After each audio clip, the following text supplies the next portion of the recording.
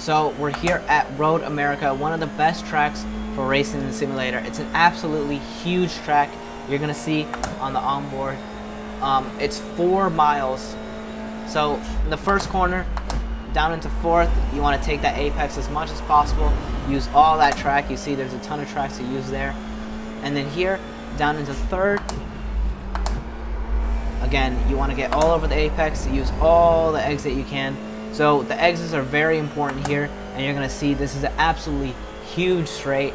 In the race, it's going to be a lot of fun because this draft alone is pretty boring, but in the race, you're going to be coming to the hairpin. Here, something people don't really know is you can brake and you can be on the outside of this of that curb there, and you don't get an off track on iRacing. In real life, you can't really. Here's a fast corner, but there, that's going to gain you some time against your competitors. Open up that tight corner as much as possible. This kink is basically flat.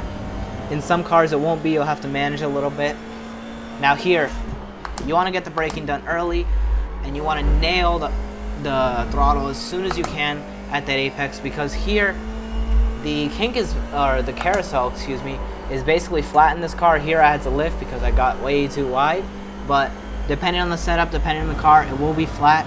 So you want to get early on the power. Here the kink is definitely flat in this car, and you're seeing these huge straights are going to make for great racing.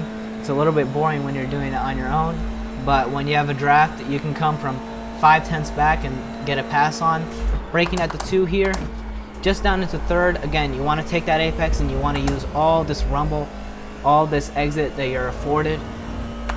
That's what makes a difference around this track, just being able to use the exit and being able to play the draft as much as possible.